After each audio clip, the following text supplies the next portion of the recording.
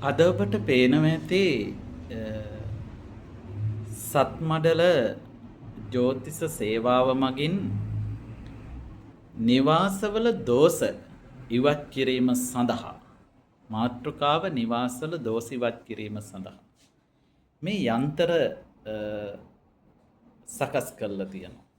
මෙතන මේ මල්යහනේ මේ පූජාසනේ උඩ මේ යන්ත්‍ර ටික සකස් කරලා තියෙනවා.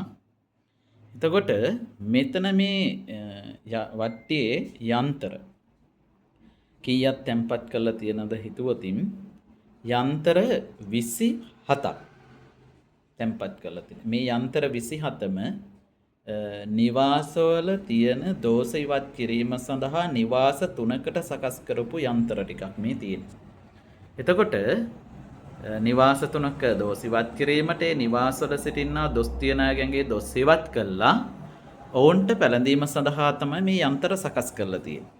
එතකොට ඔබට සඳහන් කිරීමට බලාපොරොත්තු වෙන්නේ මේකයි. මේක ගත්තොතින්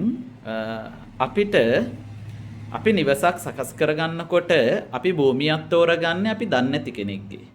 එතකොට පරම්පරාගත ඥාතිවරු ඒ භූමියට ආසාවෙන් ඇල්ම හෙලලා මිය ගිහපු අය ඒ භූමියේ අපි නිදානයකට බහිරවයක් ඉන්න වගේම භූමියට අර ඥාති බහිරවය කෑදරකමට ඒ ස්ථානයට බහිරවෙක් වශයෙන් එක්ක පෙරේතයෙක් භූතයෙක් බහිරවෙක් වශයෙන් අපි කියනවා ඒක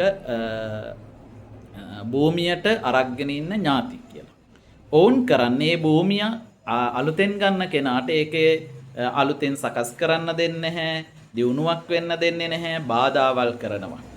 එතකොට මෙන්න මේ සකස් කරපු මේ යන්ත්‍ර නිවාස 3කට සකස් කරලා තියෙනවා. එක නිවසක් ගත්තොත් මේ නිවසේ දෝෂ ගත්තොතින් හැමතිස්සෙම කොඩි වින කරන තැන. ඒ වගේම තවත් නිවසක් පැරණි නිවසක් එතන භූමියේ ඥාතීන්ගේ. ඒ වගේම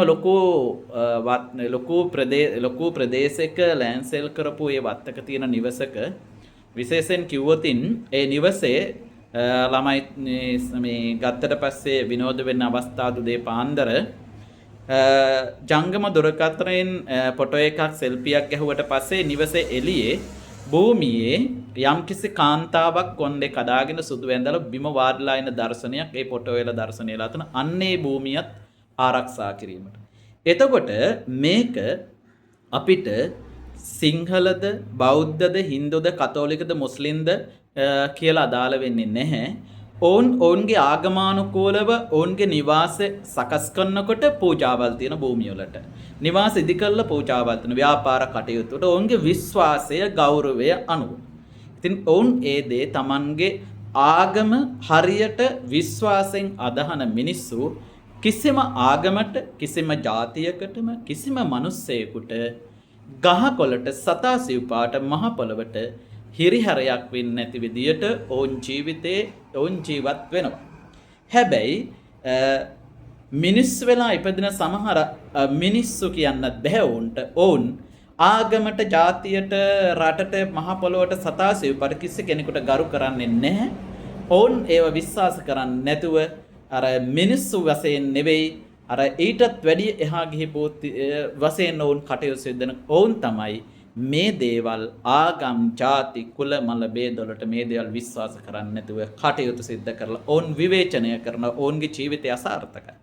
ඔබ කල්පනා කරන්න එතකොට ඔබගේ ව්‍යාපාර කටයුතු සිද්ධ කරනකොටත් ඔබ වාස්තු දෝෂ නැති නිවසක ජීවත් විය යුතුයි. භූමියේ මිය ගිය අයගේ දෝෂ නැති නිවසක ඔබ ජීවත් විය යුතුයි. එමෙ උනාට පස්සේ ඔබ ආගමානුකූලව කටයුතු සිද්ධ කරනකොට අන්න ඔබේ ජීවිතේ ඔබට සතුටින් සෑම දෙයක්ම කරගන්න ඔබට වාසනාව තියෙනවා. ඒක තමයි ඔබට කියන්නේ ඔබගේ වාසනාව, ඔබගේ ලැබීම, ඔබගේ සෞභාග්‍ය උදා කරගන්න පුළුවන් ඒ හැම දෙයක්ම සම්පූර්ණ වෙන්න ඕන. එතකොට ඔබ එළිය ගිහිල්ලා ව්‍යාපාර කටයුතු සිද්ධ කරනවා. හැබැයි ඔබේ නිවසේ වාස්තු දෝෂ තියෙනවා නම් ඒ ව්‍යාපාර කටයුතු බලපන ඔබ උදේ යන්නේ ඔබේ නිවසේ ඉඳලා හවසට එන්නේ ඔබේ නිවසට. ඒ වගේම ඔබේ නිවසේ භූමියේ මියගියාගේ දොස් තියෙනවා නම් ඔබ ලස්සනට දියුණු වෙනවට කැමති වෙන්නේ නැහැ. සමහර මිනිස්සු තරහට දියුණු වෙනවට කොඩි වෙන කරනවා. ඒවත් බලපාන. මියගියාගේ දොස්. ඔය දේවල් හැම දෙයක් අපි निराකරණ වුණාට පස්සේ අපි විශ්වාසයෙන් ගෞරවයෙන් ඔබ අදහන ආගම අදහනකොට ඔය දොස් බලපාන්නේ නැහැ. හැබැයි ඔබේ දුර්වල අවස්ථාවේදී ඔබේ නරක වේලාව තුළදී දේවල් බලපානවා. ඔබට අද මේ පිළිබඳව දැනුවත් කළේ සත්මඩලින්. සත්මඩල කියන්නේ ජ්‍යොතිෂ කටයුතු, හස්ත රේඛා, වාස්තු විද්‍යාව, ඒ වගේම මිනිස්සුන්ගේ කටයුතු වලට ඔවුන්ගේ උවමනා දේවල් වලට කටයුතු සිද්ධ කළා. වසර 16ක් මුළුල්ලේම කටයුතු සිද්ධ කරලා තිනවා. ලංකාවේද පිටරටද හැම ප්‍රදේශයකම ආගම් කුල මත ભેද නොතකා ඒක විශ්වාසයෙන් කරන කෙනා ඒක ගෞරවයෙන් ඒක භුක්ති විඳිනවා. හැබැයි ඔබට කවුරු මොන දේ කොහොම කිව්වත් ඔබගේ ආගම, ඔබගේ ජාතිය, ඔබගේ අනන්‍යතාවය, ඔබගේ පෞරුෂත්වය, ඔබ මේ මහ පොළොවේ පය ගහලා ජීවත් වෙනවා නම් කවුරු කොහොම මොන දේ කිව්වත් ඔබට අපට අදාළ නැහැ. ඔවුන් කියන දේ ඔවුන් අරඤ්ඤයි, අපි කරන දේ අපි අරඤ්ඤයි. අපි කැමති නැහැ තමන්ට මට